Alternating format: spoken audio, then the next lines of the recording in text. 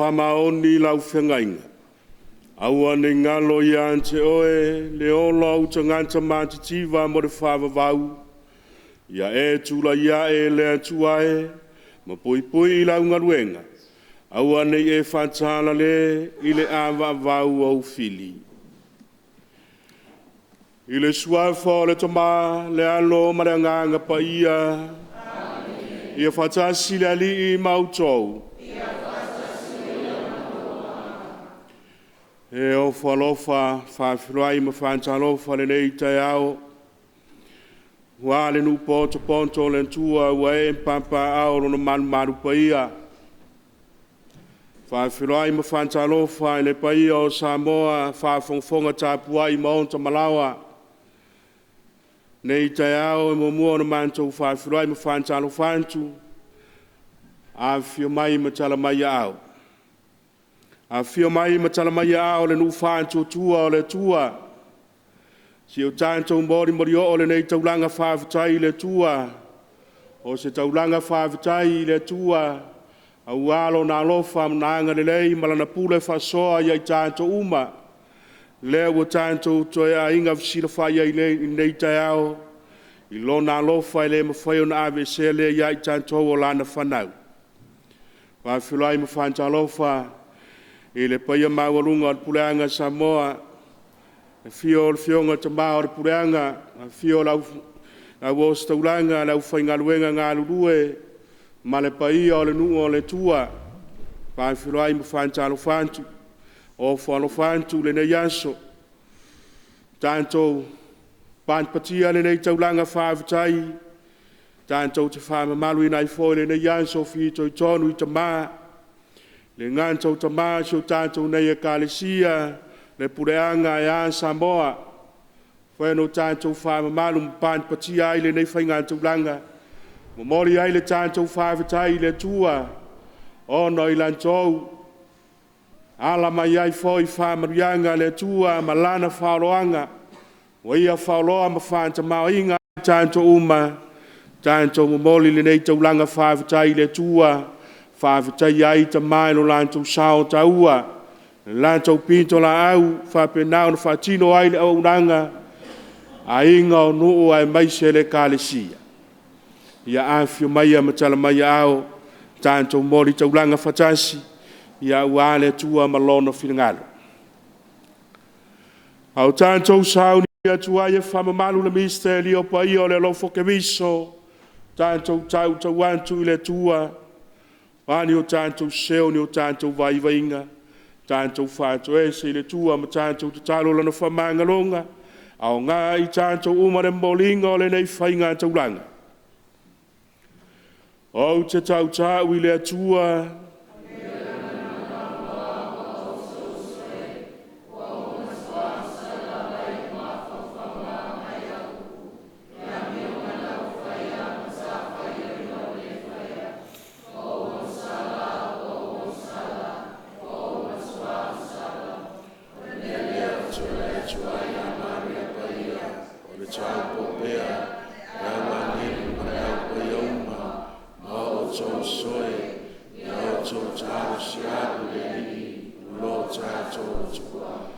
Ia alofa mai a te tātou uma le atua le tamau le ona le mana uma. Ma mangalo i tātou uma i a tātou wangasala. Tai i tātou i le ola e whaavavau.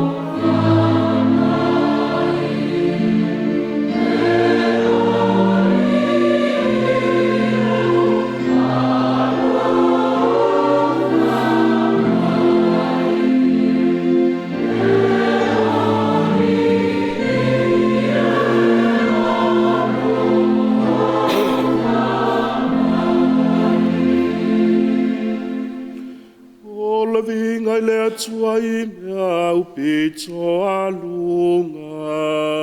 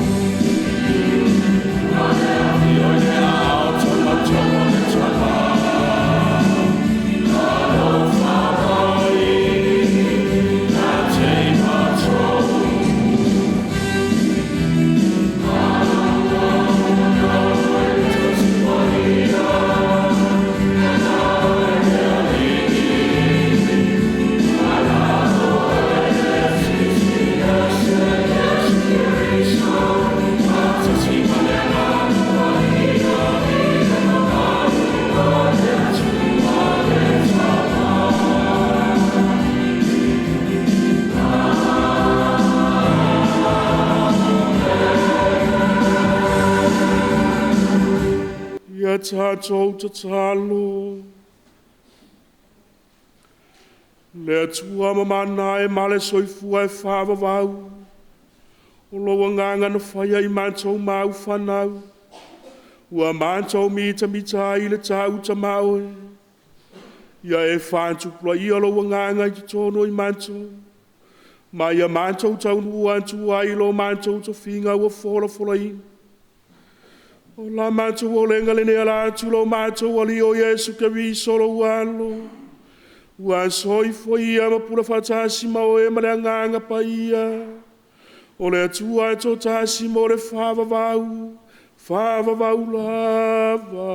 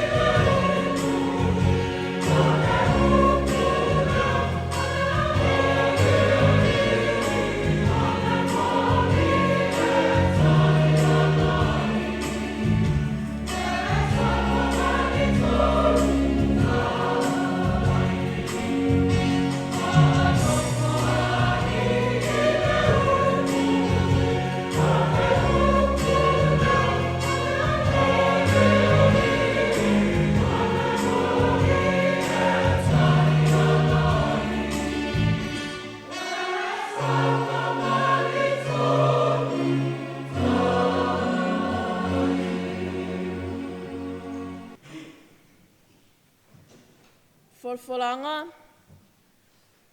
Potola mata upes fum malvalu. Amata folafola fila frafuai foi upeono. Fa wau foi upeiva. Ole matsua. E pei ona e whasalaina o mātou fili. E whapea foi ona e whamamalu ia i mātou. Ona ua e wala awina i mātou. Potola mata upes fum malvalu. Folafola fila flafuai foi upeono. Fa wau foi upeiva. Na muai fai loa le nā lava po i o mātou tamā. Ina ia lātou i loa tino ai o folfolanga sa lātou whātuatua i ai. Ma ia whamalosia ai o lātou loto.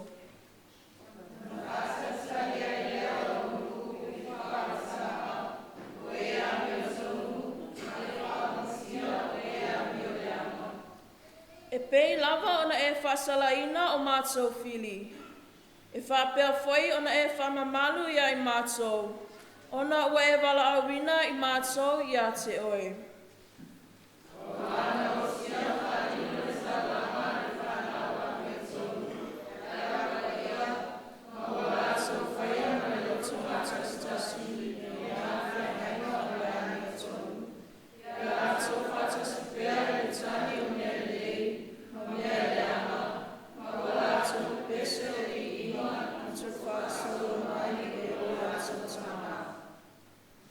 Ole upu ale alii.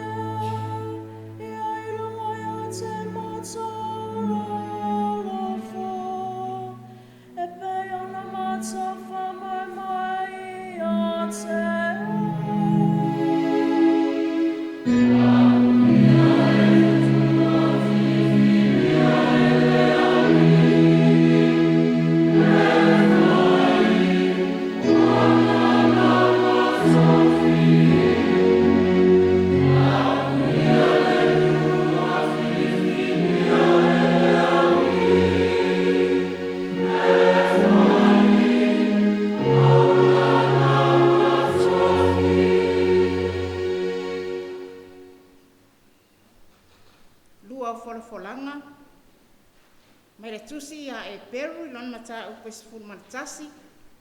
Fola fola fela fola foa I mai li foi upu mua mua malelua si li foi upu e valu fa awau sifuru maleiva. E pero sifuru matasi foi upu mua mua malelua si li foi upu e valu fa awau sifuru maleiva. Ole matua na ia fa tali se ai wa fa vaina.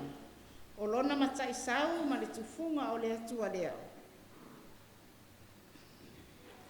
A o le wha atua, o le wha lango lea I mea ua wha moe moe I ai. O le mautinoa lea o mea e lea ua aia.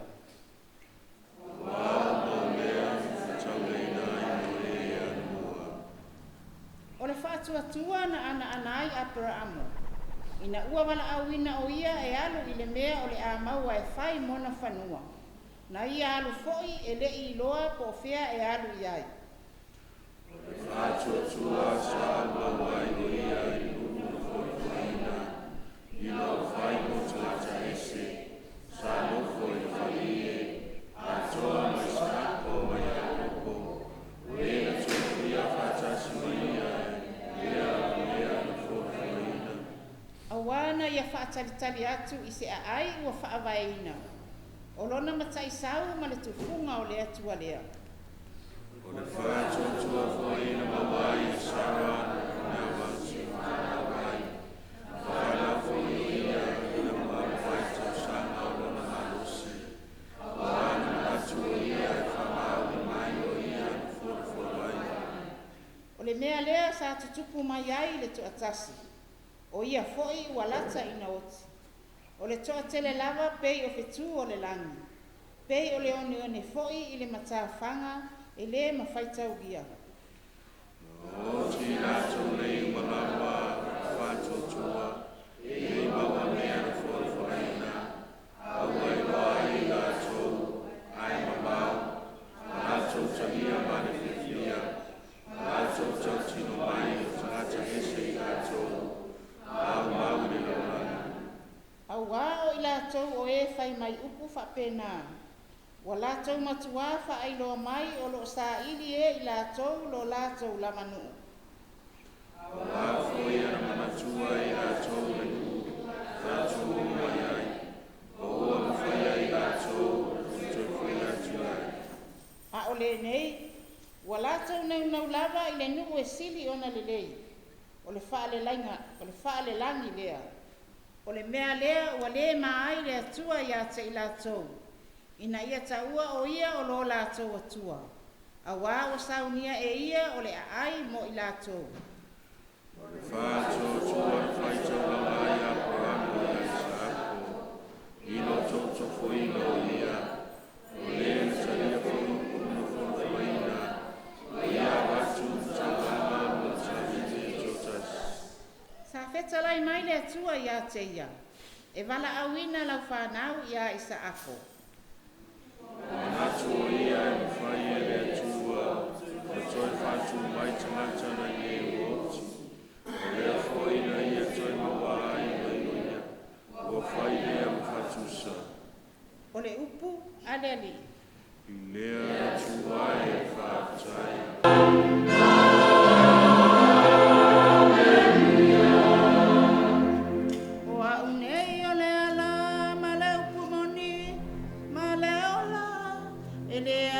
Lava se tasile tama peale ui mai o te au.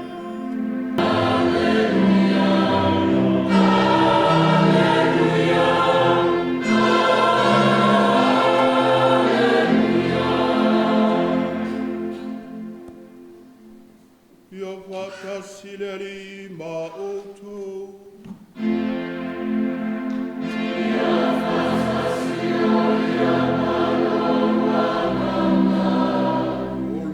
Evangelia Paia Sangatoluka.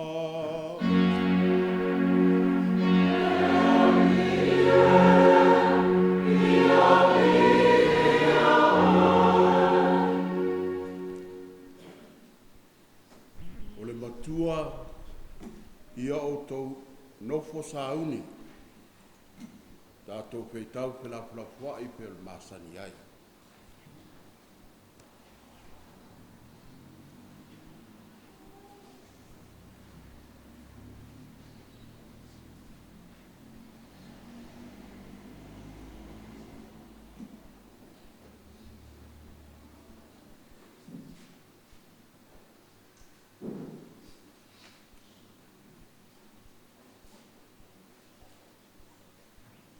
Ia fusia o tau sulunga titi, ma ia mumua o tau mōli. Tātou whaitau mai, lukalon tau pusful mare lua, a mata mai poi ko tolsu lima whangata passport. Ia fusia o tau sulunga titi, ma ia mumu a o tau mōli.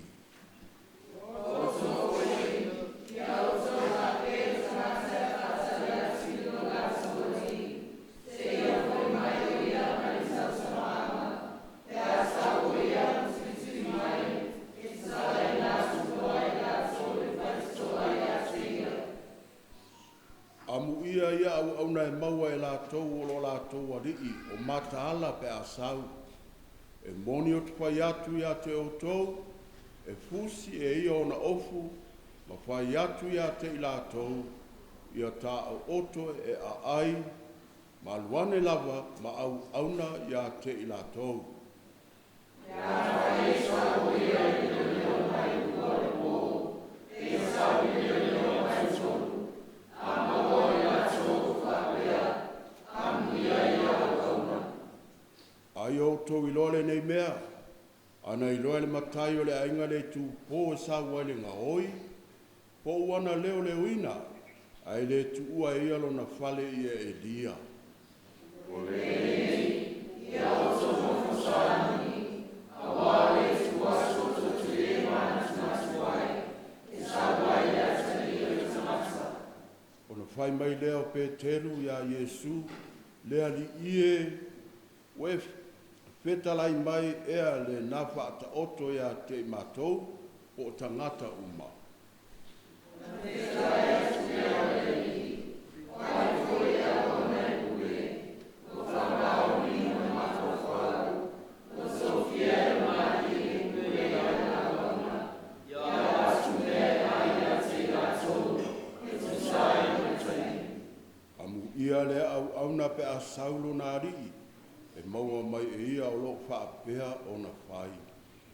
E moni, o tai ati ati o tō, na te tōwhia o e pulei ana ana. Ai a whai ifo lea au au nei rona loto, e whaatuai mai lo uali i o na whasi e le e ia i au au na tane mau au na hufine, ai poi mainu o na o nā. Sana wa e i o ia au na, e si o whaatautai a tuai i ia, rei tu aso foi e i o ai i ia, na matua whaasara e ia si ia, ma ratu na tofi whaatasi mai e i whaatotua. O lea au na foi wana i loa le fina ngalo lo na rii, ai le sauni lava ia, le whaia foi me te tau i lona fina ngalo, e te le o na sasa ina o ia. A e o le ua, o whai foi ina me tau le sasa ina ai, le maa sasa ina o ia, a wā o e o foi matu ai me te, e sue matu foi a te ia o me te, le foi tu matu ai o me te, lato te foi atu a te ia, ia mai me o le tala le leile nei a le alii.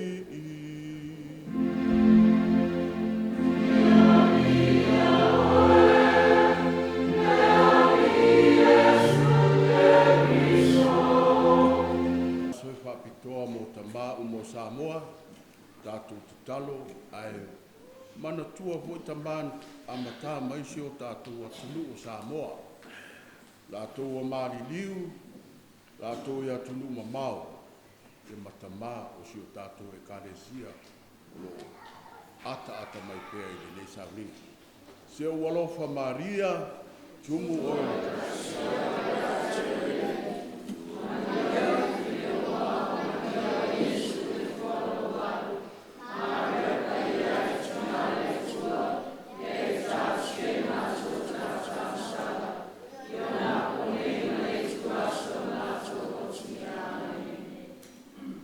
Pai mai tātou salamo le so.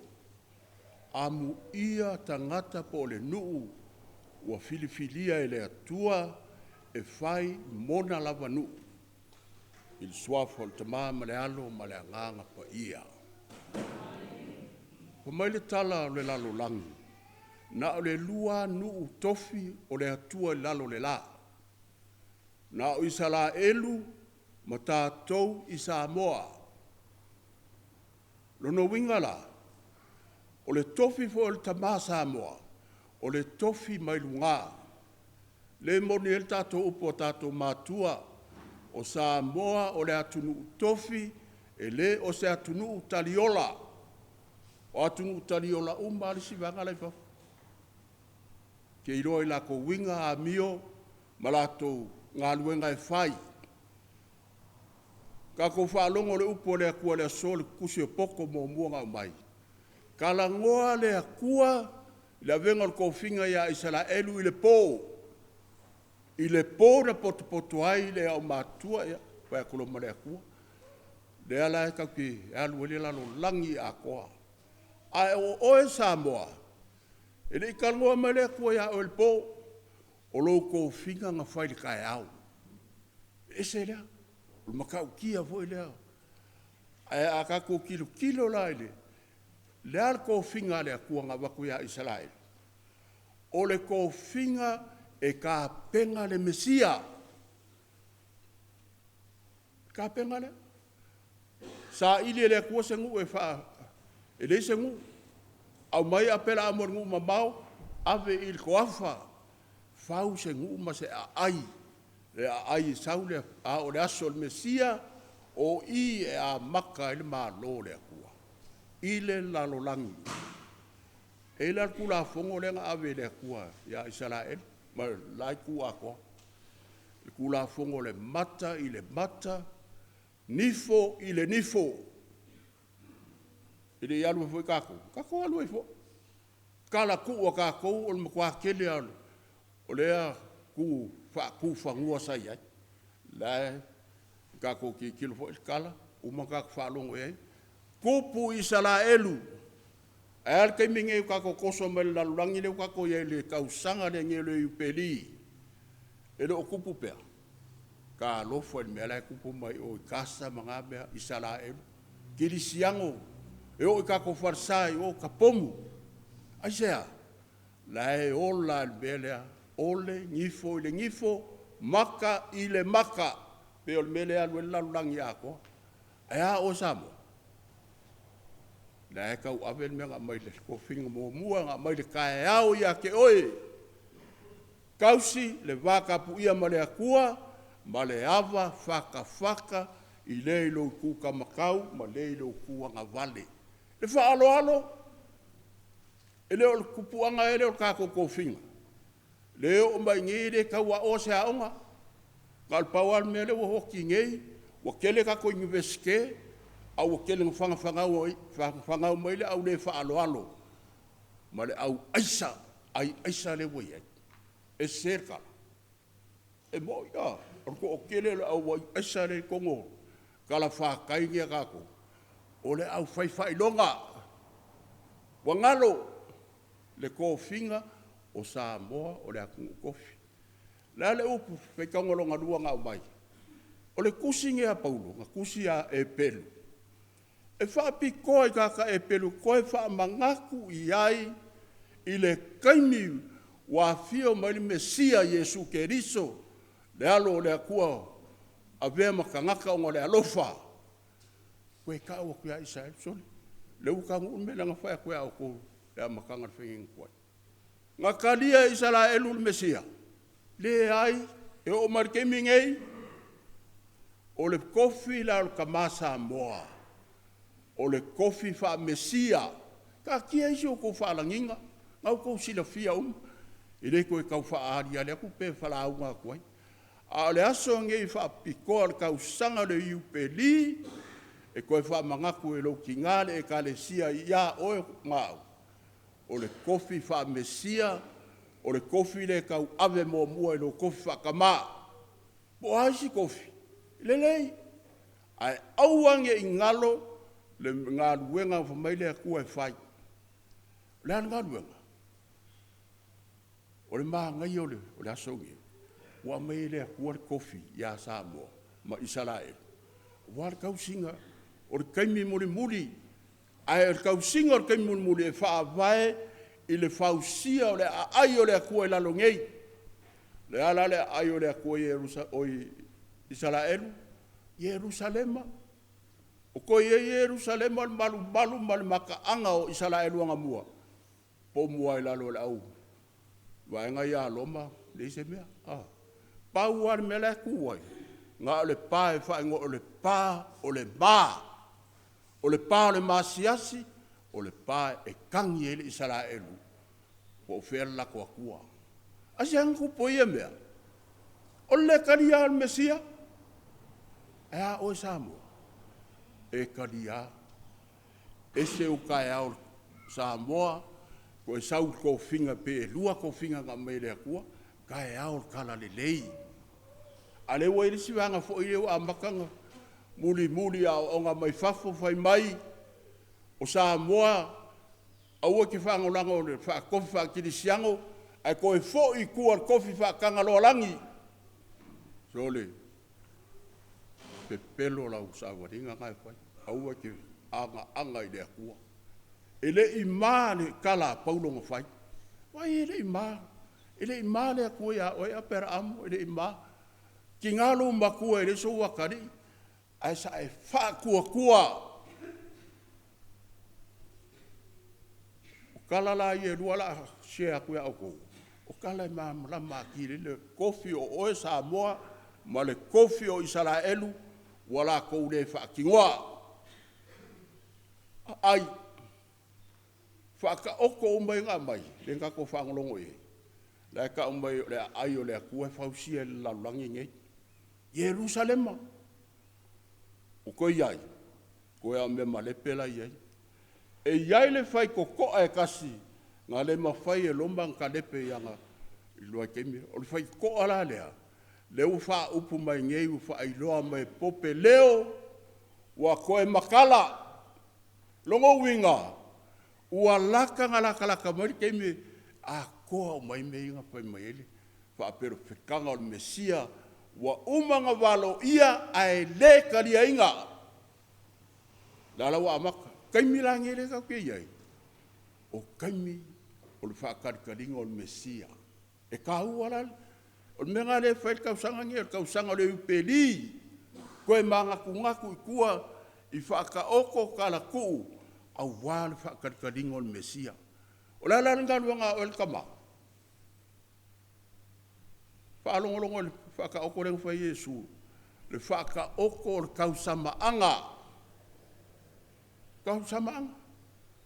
sau o le Mesia ko e foi whaalua mai o le avenga uma o la kou wa kou fia e le akua e whai mo na nuu lava i le kausama anga ka mai mamoe kausama anga muri la lea la ran maanga yon mea kako o le vanga e loa le la elfa au punga sangako au kuskingo le kauke se la songi famal skala sangako au kuskingo inga wonga mama lama longa sese i kokongu o hipo i afelika mesa yai ilonga le minga o sa ili male ifo i kupua i me umalalo langi ngai ko manga kuai o kausa maanga i le ko fai el lalo langi ngai o lunga o le langi la ile ai o le kua i le ko ngai i le ko Jerusalem i wa o le capital o isala elulengi ele Jerusalem Tel Aviv ku mai fa ka ko le ka ko Samoa lan mele amaka mel ka ko kupu anga mo fa singo manga o le fa Samoa la le kala la fa ka oko o le whakaoko o le kama ngā mangua. Besel kala ka mai kausi. Makar kala ka ku Samoa o le kama o le aka li o kangaloa langi ai ngā whanga mai mangua. E ali mai longa moa le ngā whaingoa loa leo Samoa. Ar kama lea le ese o le mea saur kama. Pei al mele wha mai eile pe kangolonga rua ma le whaka oko ka whangolonga. Ele fia kupu. Wanga ke lo olong kofi o kofi wha mesia. E ka penga le fio mai o le mesia le akua pe o ka penganga whai a peramo. Mo Israelu. Le hala ea lui kako. Oile ngor kama. Pule oi po wherkala ko malo po lea. Kasi ale ngua ka ua i kongo kala Samoa. Le ka li o kangalo alangi. Ngā le kama i ngoe a pili. Lan mea ngā kupur kala o kama lea. Ngā alu se mai mangua. Lan mea ngā alu se mai mangua. O ngā ele fia kupu. E fia aunga ka penga le aso le mesia. Ko kongo ka ko kala kusikus. Upolu le la ka ngoe. O ainga ko fia upo. Pele o kama o pili.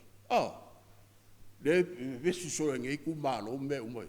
A oi honga ko finga o pili le akari o kangalo lang longo winga ko finga nga fai a sala elu le foi fa ka o ko ya ka ai fa umbala ka ko upu anga ke wa umi le ale nga wenga ka mo le pili le ale nga wenga a apela amonga fai ka penga le aso le mesia ile a ai ya ka ko Samoa. Lele ayo o Samoa ngamu. Ka kule ngi o pia O inga whaua pia. O pālangi. Lau kariola e o mai wafu. A o haile a ai o Samoa. Mai le wawau. Pele o le ai o kangaka wawau ea. Pe sera o kala. Kilo lai mei e rua o e ka maa Samoa. A ua ke maa kere le whaasa mai whafo. Kilo lo loko i fale. Lan me fai fa upunga lea. O le upenga pile kau ai whangokala. O le kau kua e whawhanga langa whangau ma ka penga mo le kau sama anga muri. Ko fila o el kama. Le leile upula a kuskingo lenga fai. O sa o le mea ainga ke whanga i lau whangau. A se le mea ai e kere au wai i le kau sama anga muri. Be ke whamai ke whaakua i le Yesu e reise si whaai ai. Ai a se le mea ai, sorry wefa, le se ka ua whaarukanga muri. O le whiaunga le aso.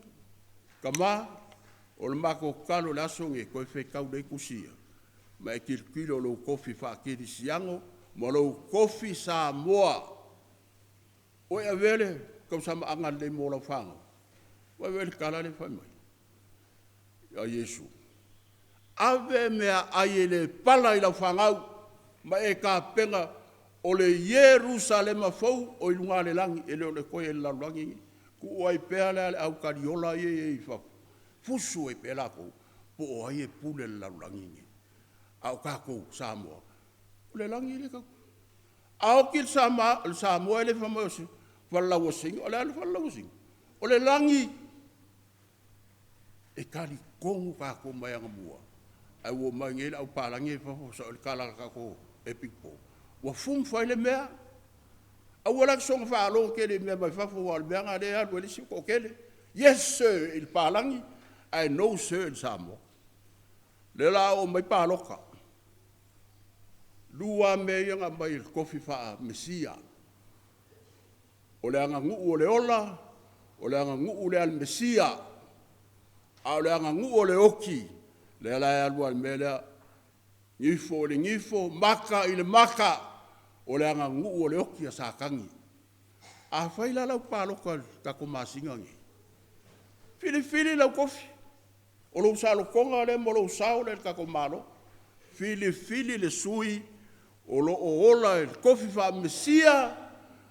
O le anga ngu o le ola. Choose for the culture of life, we can choose the culture of death, la we fa. Fa fekai ka kumbalo a makameleongo lue o markemingi. Ele yofi mai lemi ngau mar fa apua elo anga o lo fai mai fafo. Le aposhen, le ale winga le aposhen. Fa amake le kam kiki le mangavor kinga. O le ngunga le oki. Ade kam fai albanga le fa demokrasi ka wa mai. Auangi yo o mai. Mai fiwa mai ele ofi. Onga de ke lo a fa u lo ka ko opulena. Le ka ua upo Yesu fai mai. O le ailo u kingo mai nguro koko. Ile lalolangi le ngei. E ola fa kasi ma ngei. Pe oki pe ola. O ki koe fa kuinga ile aso ngaka. Le ka penganga mo le fio fa alua mai Yesu. E fa langolango i lunga lo karia inga. O le upo Yesu. Le nga fa ali mai fa aliuli walo lunga al maunga. Fa mai le kua. Fa alongo i lo wakari. O ke fia iai. O le nguu fuelau fidia le kua. O le nguu wa fia iai le kua. Israelu. Le o kausila ngā luenga ku e fai. Ngā koko masaan mele kau ke kilo. Samoa kausi lau fa alo mai anga mua. Ku mau le mau Samoa le fusu Samoa ya soma. Auangi e mangi purenga mai fafo. Po ngi fa por kiki. Fa paki. Male pelepe. Manga kua upo kako makua. O konga kalakau. Au Samoa. Kala kofi, kala ngafa. Ile swafol te male alo. Male ngapa ia. Mai o no tātou whalongolonga mo tō whaafonga. Na upo whapena whoio na. Mai malaulau sa mo i tātou rinei tai au. Whaile mo so malanga uare tātou malanga o whaantou tua. Esi o tātou tutulai whatasiai. Tau tino ai le tua lo tātou whaatou tua. Te whaatou tua i le tua e tō tasi. Lena whaia le langi, ma le lalolangi. Ia mene o vaia. Tua rea li e tō tasi o i Yesu Keriso. Tō tasi nama o le tua. Whanau e ta mao le whaia se me tasi. O le atua mai le atua i le malamalama ma le malamalama. O le atua moni mai le atua moni. O whanaua e le i whaia. Winga tu so ia ma le tamaa. O ia fo ina whaia i mea umalama. Ono i tātou tangata maro tātou whaoratanga. Fio i fo ia mai le langi. Alo ne ngangpa ia na riu tino tangata ai o ia tau pou o Maria. Mau ave ai o ia ma tangata. O i tātou na whākoru seina ai o ia. A o pule porsi o Pilato. Nā mariu ai ma whale la was. A le asa toru na toetua ai o ia pēna tusi ai tusi. Afio ai o ia le langi. Lono foi le ao tamtau o tama. O le anto e fio mai o ia i le mamalu. Fam sino ye ola me woti. Ngolo na malo foi le aisoro ngata anga. O te whanto tua i le nganga paia. O le alii, o le foi le ola. O le fio mai le tama ma le alo. O le fongia ma vi ia fatasi ma le tama ma le alo. Le no feta lai mai ala mai perfeta. O te whanto tua le kale sia etas. E pai ara katoliko ma apostoliko. O te tautino antu i le papatsonga etas. Mo le whamangaro ino ang sala. Ma o te whanta le tali mo le toe tua e noti. I male o langa tali i. Tanto moli le tua o tanto maronga mo tanto whana unanga uma. A wala antu ia tanto talo sanga whalau i tele.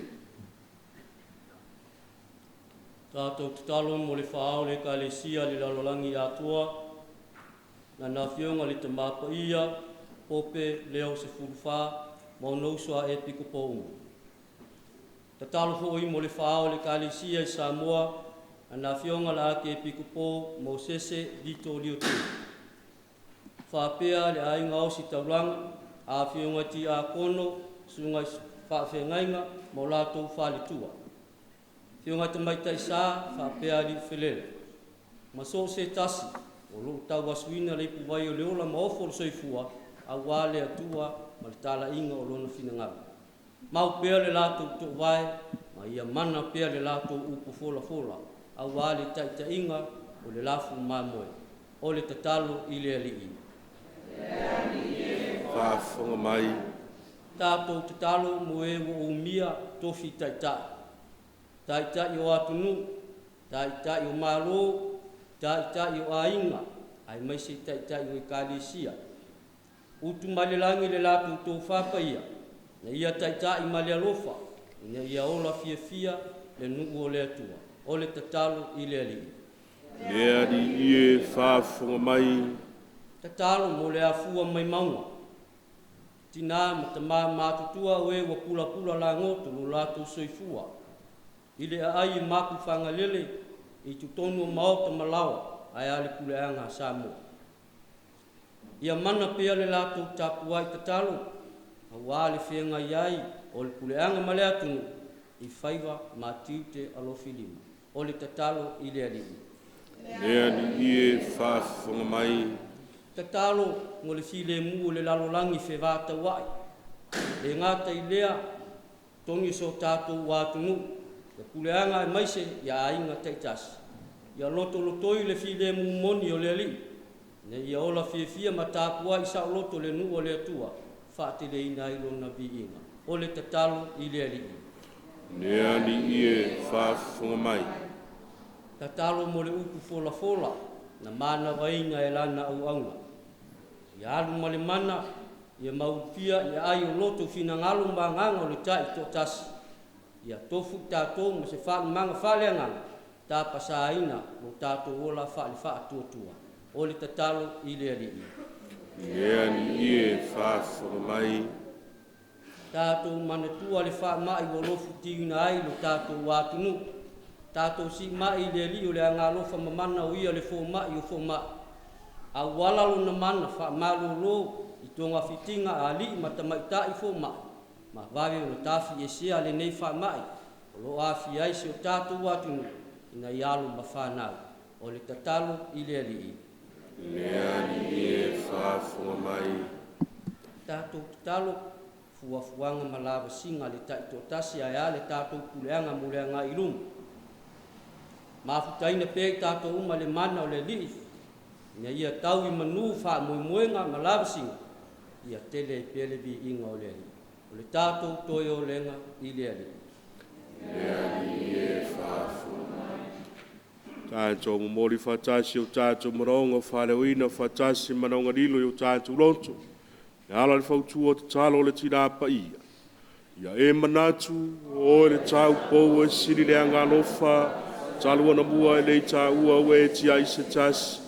O e na lātou surufa i atu i ate oe, whātung atu i lau pui mai, ma lau fisoa sori mai, mere o te sau oi fo i au ma le loto manos, whālango i ate oe le tau pou lo mātou tina, au nei o le tingatang salau te suru atu i o au, te nofa mai o ruma, aua nei e te e na au mai au talonga uma, o le tina o le tua, Iero whamaia e whaafonga mai. O la manta wolenga le nea rātu ia ke wiso lo manta wali i.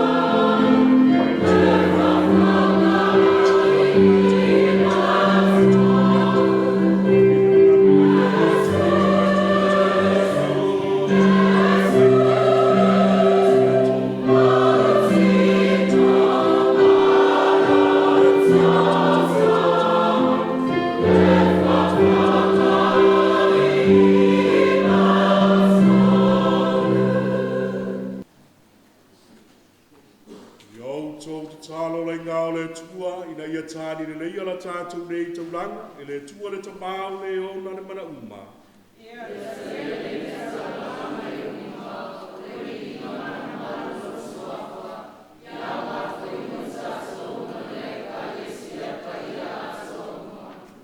Me atu ai o le malos, o me alofa o mātou mori atu e mai a te oi. Ia e talia le mori ngala we kālesia, ma ia mea ia o te sākara me toro mātou whaoratanga, o la mātou o lenga le nei o roke viso, o lo mātou o wali.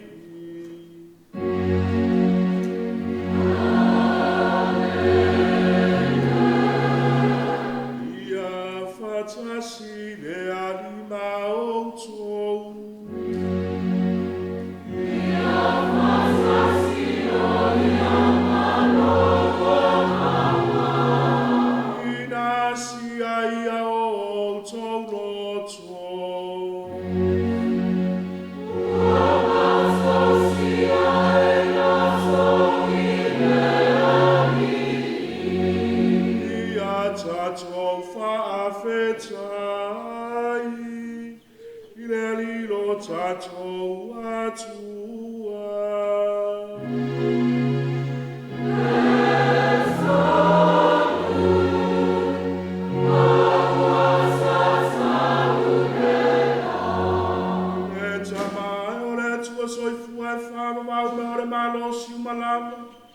Se mita ki tanga whaia e mo I mātou I ale whāwhata I te oi. E ala atu I a Yesu Keriso lo mātou wali. Ono lona whanau mai o mātou toi whanau whauina ai. Ono lona puapua ngā o mātou salo toi mai ne ansala. Ono lona toi tua e mai ne oti. Wa toi tua I ne ola e whawawau. O na lona te whio atu I te oi ne mamanu. Ma tau te unu atu a ilo mano whalelani. Ma ole mea lea mātou te au whatasi mangenu. Ma le au pa iau. Au lātou suina ma le whawhia le pese o lo vinga.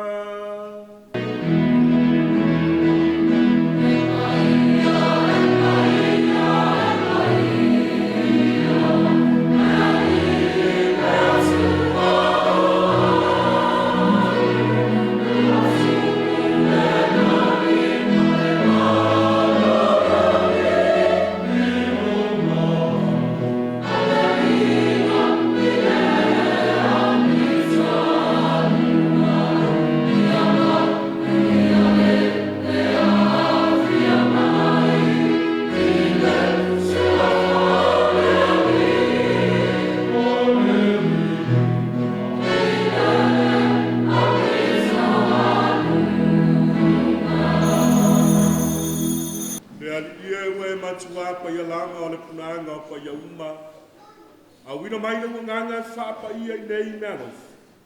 Ina ia be ai I la tau mo I mātou. O le tino ma le toto o mātou walii o Yesu Keriso. Leitu I nātu o ia I leoti o se oti na ia talia I lona lava mari. Tango ia I le areto ma uwatu ia te oe le whaafatai. Tofi e ia le areto ma uwatu lona uso o ma whaape atu. I nā whetango fia iai o to uma ma a ai I ai. Lo utino le nei o le a fo ina atu mo o to.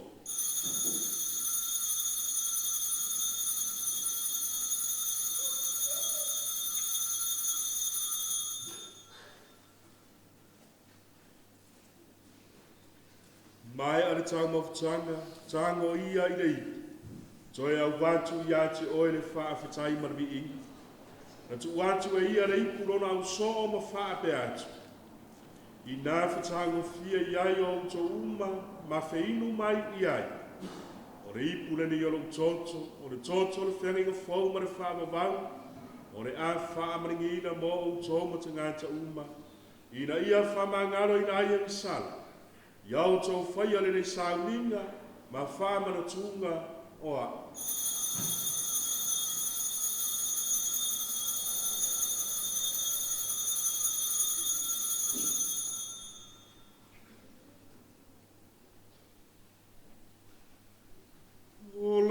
misterio le fatua tua.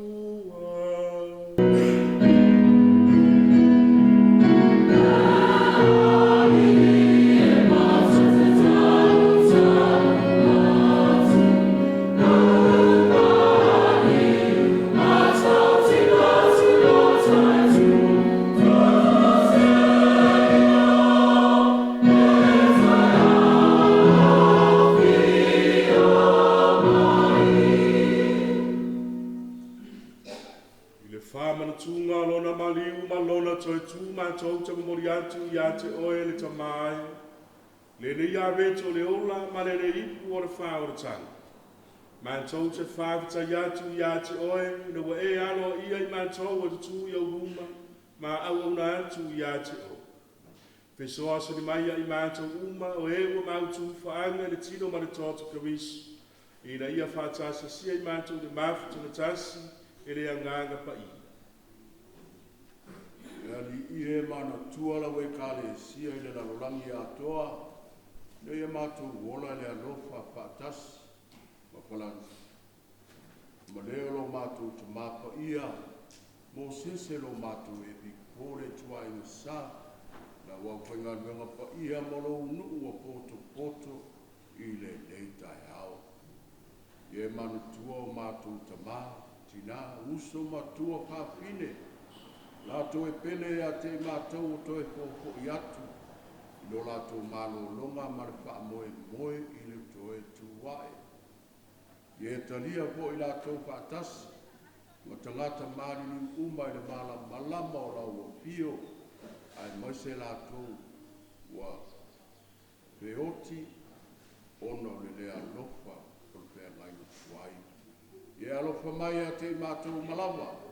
Na ia mātou a ngā whātasi le ola e whāwau, ma Maria le tina tau pou o le atua, whātasi ma la apostolo, le au whaia, ma le au sangato uma, ma la tau whātinoina lo pinangalo I tūku langa uma, mātou te pia vi impare le whātasi mai la tau I la upio, e ala atu ilo walo Yesu ke Isu.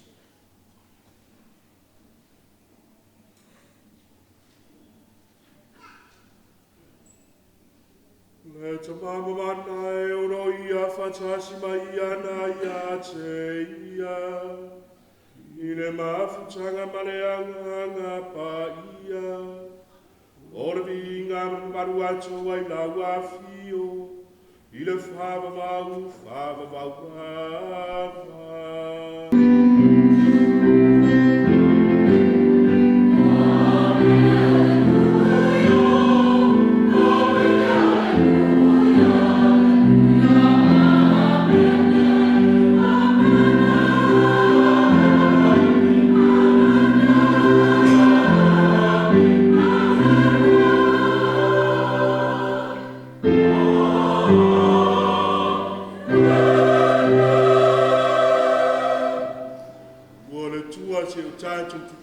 Fatasi, tātu talo atu ma whanaolango malosi tu mai tano ia o au ia I tātua.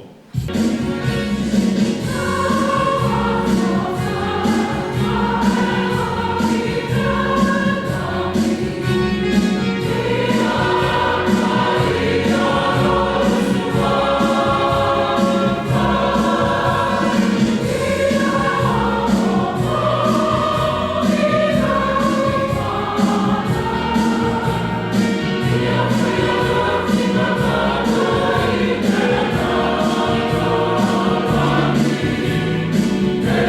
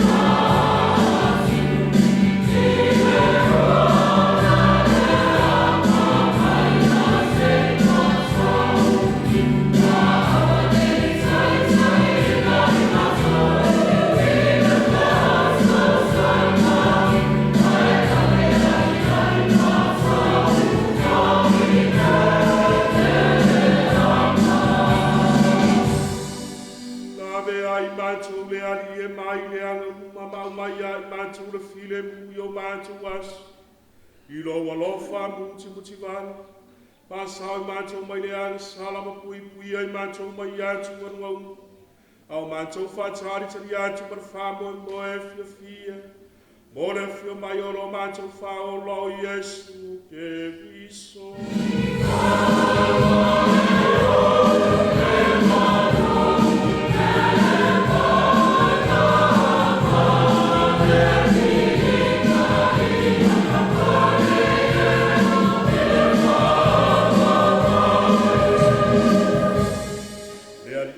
Yesu te viso na e whai atu o apostolo, o te tu atu i atu o tōru filemu, o lo filemu o te whoa i atu o tōru.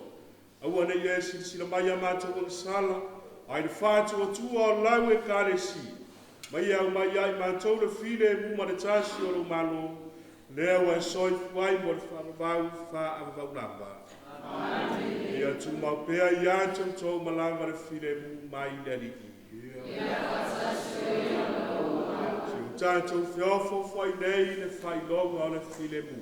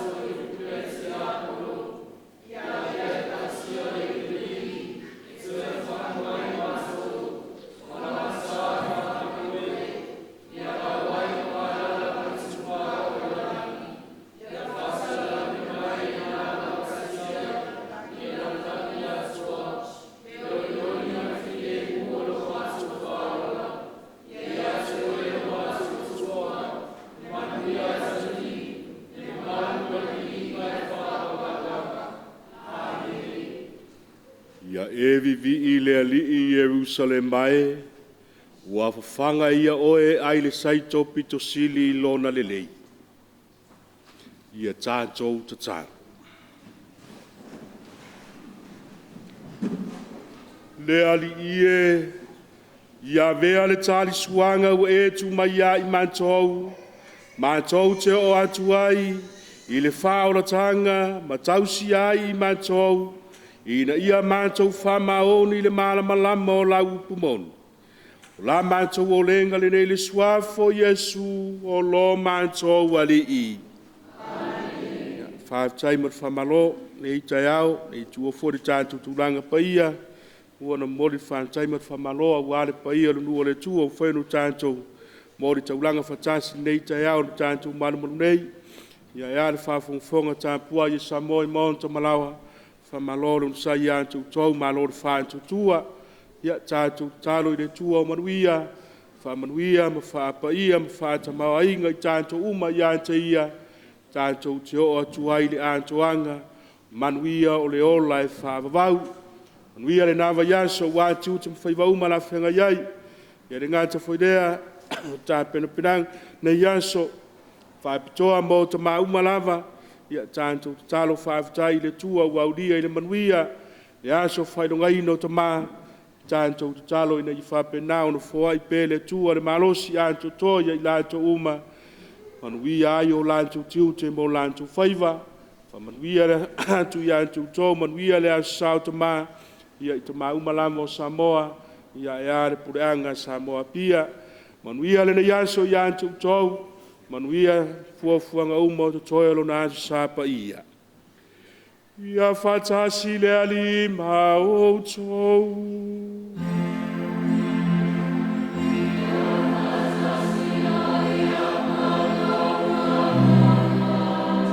Manuia ia te outou ma le tua le tamau leo na le mana uma.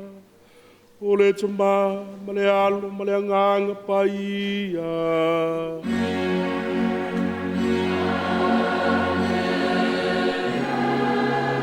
O iu le tātou whainga taulanga o atu I autou ma le manuia.